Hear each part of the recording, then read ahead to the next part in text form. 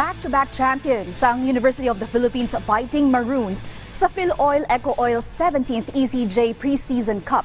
Kasunod ng kanilang comeback 69-66 victory kontra sa De La Salle University Green Archers nito lamang Miyerkules.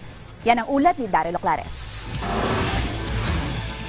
Nagmistulang UAAP Season 86 rematch ang pagharap ng De La Salle University Green Archers at University of the Philippines Fighting Maroons sa championship game ng PhilOil Eco Oil 17th ECJ Preseason Cup na ginanap nito lamang Miyerkules sa lungsod ng San Juan. Pero kabaliktaran ng naging resulta sa UAAP, mas nanaig ang UP kontra sa La Salle sa pamamagitan ng isang comeback 69-66 victory.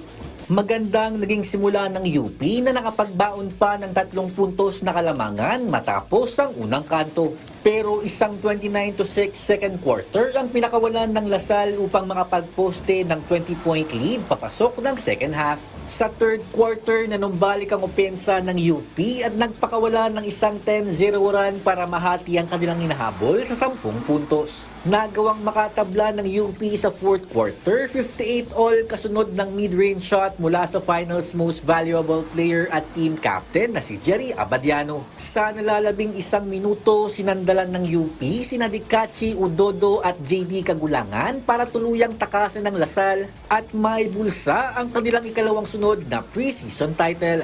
Nanguna para sa Fighting Maroons si Kagulangan na gumawa ng 13 points, 5 rebounds at 4 assists, samantalang nag-ambag si Abadiano ng 12 markers at isang board. Para sa akin, lagi kasi tinuturo ni Coach Kev yung resilience. Kasi parang kahit nahihirapan kami sa umpisa, kung paano kami mag-bounce back nung nangyari sitwasyon na yun. Kaya yung tinuturo sa amin ni Coach Kev. Nung halftime is, sabi sa amin hindi kami nakakashoot, and then nung wala rin yung depensa namin, and then nung pagbalik namin ng second half, binounce back namin yan. Yun yung pinakamalaking bagay sa game.